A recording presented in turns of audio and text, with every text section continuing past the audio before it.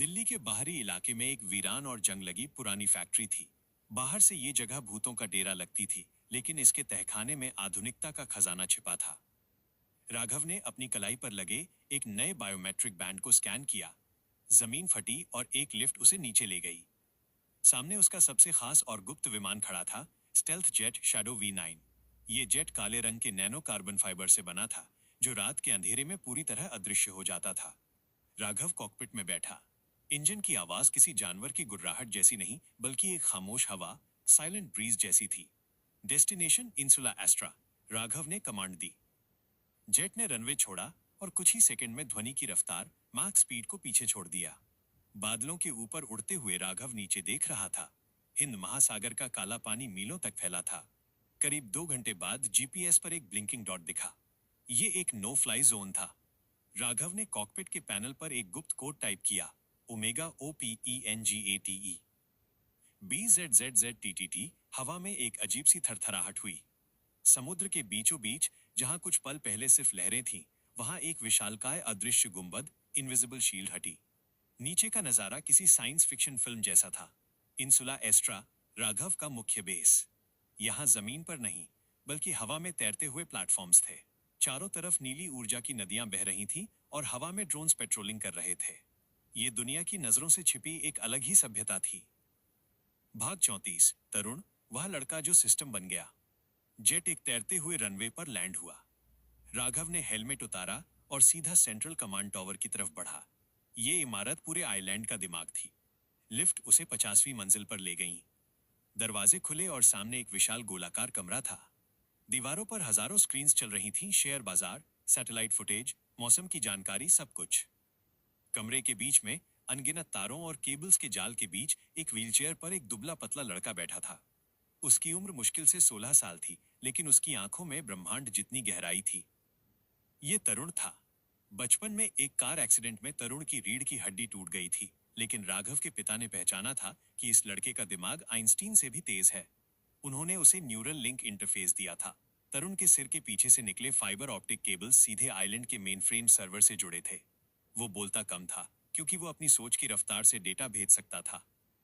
राघव के कदमों की आहट सुनकर तरुण की व्हील चेयर घूमी। Welcome home boss. तरुण की आवाज कमजोर थी, लेकिन स्पीकर से गूंजती हुई उसकी डिजिटल आवाज भारी और दमदार थी। स्विट्जरलैंड में आपका सिग्नल टूटते ही मेरी सांसें अटक गई थी।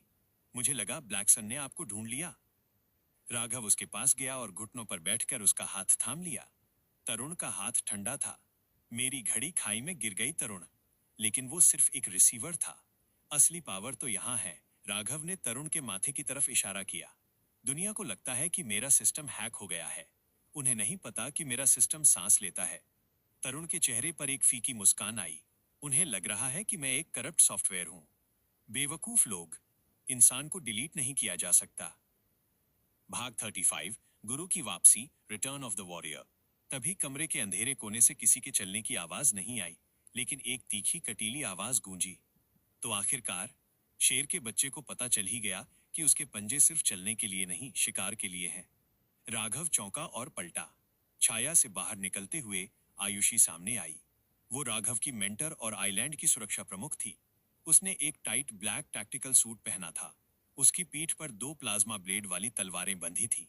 चेहरे पर एक पुराना घाव का निशान था, जो उसे और खतरनाक बनाता था। आयुषी, राघव ने राहत की सांस ली। मुझे लगा था तुम मिशन पर हो। मैं हमेशा मिशन पर होती हूँ। आयुषी ने पास आकर राघव की हथेलियों को गौर से देखा। राघव की त्वचा के नीचे अभी भी हल्की लालिमा थी। स्विट्जरलैंड में जो हुआ, वो कोई चमत्कार नहीं था राघव। तुम्हारे अंदर का बायो रिएक्टर एक्टिवेट हो गया है। Bio reactor? राघव उलझन में था। आयुषी ने एक होलोग्राफिक प्रोजेक्टर ऑन किया। हवा में एक डीएनए का चित्र बना। तुम्हारे पूर्वज एडेनियन सिर्फ उन्नत नहीं थे, उन्होंने अपने डीएनए को सूरज की ऊर्जा, सोलर एनर्जी के साथ मिलाया था। तुम्हारे शरीर की हर कोशिका, सेल एक परमाणु भट्टी, न्यूक्लियर रिएक्टर की तरह है। अब तक ये सोई हुई थी, लेकिन मौत के डर ने इसे जगा दिया है। उसने राघव की आंखों में देखा। अगर तुमने इसे कंट्रोल नहीं किया, तो अगली बार जब तुम्हें गुस्सा आएगा, तो तुम सिर्फ दीवार नहीं तोड़ोगे, तुम पूरा शहर पिघला दोगे। तुम एक चलते फिरते परमाणु बम हो। राघव ने अपनी मुट्ठियां भींची। तो मुझे सिखाओ, मुझे इसे कंट्रोल करना है। आयुषी ने अपनी तलवार का हैंडल थपथपाया। तैयार हो जाओ, ये ट्रेनिंग आसान नहीं होगी। मैं तुम्हें तोड़ूंगी ताकि तुम फिर से जुड़ सको। भाग 36, मिस्टर खन्ना और दिल्ली का प्लान। ट्रेनिंग ग्राउंड जाने से पहले राघव ने तरुण की तरफ देखा। तरुण, मुझे दिल्ली में अपनी गैरमौजूदगी छिपानी है। रोहित और अनन्या को व्यस्त रखना होगा, वरना वो पुलिस में चले जाएंगे या मुझे ढूंढने निकल पड़ेंगे। तरुण ने अपनी आंखों की पुतलियां प्यूपिल्स घुमाई और स्क्रीन्स पर डेटा बदलने लगा। प्लान क्या है सर? राघव ने नक्शे पर दिल्ली के ऑफिस को हाईलाइट किया। हमारे स्लीपर सेल के सबसे बेहतरीन एजेंट विक्रम को एक्टिवेट करो। उसे एक नया रूप दो, मिस्टर खन्ना, एक अमीर एनआरआई इन्वेस्टर। उसे कल सुबह ही आरआर वेंचर्स के ऑफिस भेजो। राघव का मास्टर प्लान। एक लालच, द बेट। उसे बोलो कि वो कंपनी के पिछले काम से बहुत खुश है। वो टेबल पर 50 करोड़ का चेक रखेगा। रोहित पैसे देखकर सब भूल जाएगा। 2, असली मकसद, द ट्रोजन हॉर्स। इन्वेस्टमेंट के बदले वो एक बहुत बड़ा ऑर्डर देगा, 2000 डोमेस्टिक हेल्प रोबोट्स। डेडलाइन 1 महीना। तरुण ने स्क्रीन पर एक रोबोट का डिजाइन खोला। सर, 2000 नौकर रोबोट? हम साफ सफाई वाली कंपनी कब से बन गए? राघव मुस्कुराया। उसने स्क्रीन पर स्वाइप किया और रोबोट का ब्लूप्रिंट बदल गया। बाहर से वो एक प्यारा सा मददगार रोबोट दिख रहा था, लेकिन अंदर की लेयर में हाई ग्रेड मिलिट्री हथियार, लेजर कैनन और एडेनियन एलॉय का ढांचा था। ये साफ सफाई के लिए नहीं, सफाई के लिए होंगे, राघव ने गंभीरता से कहा। अगर ब्लैक सन ने कभी दिल्ली पर हमला किया या मेरे दोस्तों को निशाना बनाया, तो यही 2000 रोबोट्स मेरी स्लीपर आर्मी बनेंगे। एक कोड वर्ड और नौकर बदल जाएंगे योद्धा में। आयुषी ने एक दुर्लभ मुस्कान दी। दिमाग बिजनेसमैन का और दिल योद्धा का खतरनाक कॉम्बिनेशन है। तरुण ने कीबोर्ड पर एंटर दबाया। मैसेज भेज दिया। एजेंट खन्ना कल सुबह 10 बजे रोहित के केबिन में होंगे। स्क्रिप्ट तैयार है। भाग 37, आग का खेल और दिल्ली में ड्रामा। दृश्य 1, आइलैंड का ट्रेनिंग ग्राउंड।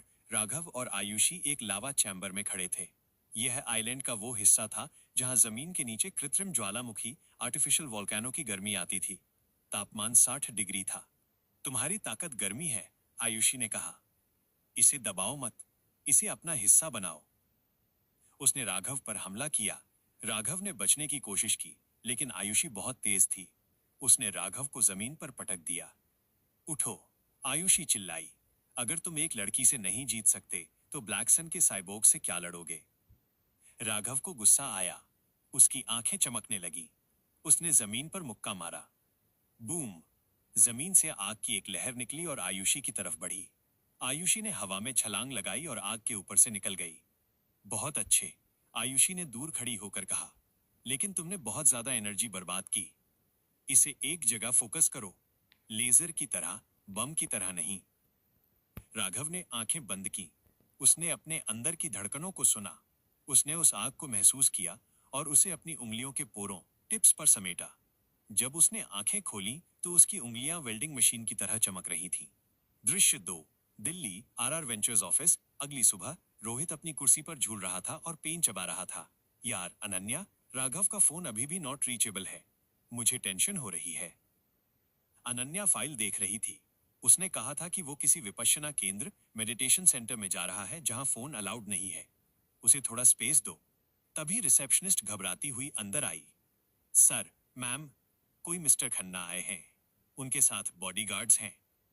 दरवाजा खुला और एक बेहद रईस दिखने वाला आदमी, एजेंट विक्रम, अंदर आया। सूट बूट, महंगा चश्मा और एक अलग ही रॉब। गुड मॉर्निंग, मिस्टर खन्ना ने कहा। मैंने आपकी कंपनी के बारे में बहुत सुना है। उन्होंने बिना देर किए एक चेकबुक निकाली और साइन करके टेबल पर सरका दिया। रोहित ने चेक उठाया। उसकी आंखें फटी की फटी रह गईं। उसने अनन्या को कोहनी मारी। इकाई, दहाई, सैकड़ा, करोड़, 50 करोड़। रोहित हकलाने लगा। मिस्टर खन्ना मुस्कुराए। ये तो बस टोकन अमाउंट है। मुझे 2000 एआई असिस्टेंट रोबोट्स चाहिए, अगले महीने तक। क्या आपकी टीम कर पाएगी? रोहित ने मेज पर चढ़ने की कोशिश की, खुशी के मारे। सर, हम कर देंगे। हम तो रोबोट्स के बाप हैं। आप बस हुक्म करो। अनन्या, जो हमेशा शक करती थी, ने चेक को गौर से देखा। फिर उसने मिस्टर खन्ना को देखा। इतनी बड़ी रकम एडवांस में, बिना कोई प्रोडक्ट देखे? आप कौन है मिस्टर खन्ना?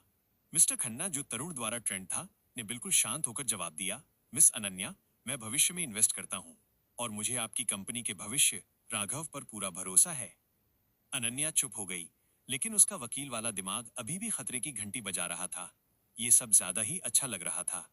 वहां आइलैंड पर राघव अपनी हथेलियों से निकलती आग को देख रहा था। रोहित, वो चेक ले ले, राघव ने मन ही मन कहा, क्योंकि आने वाला तूफान पैसों से नहीं रुकेगा।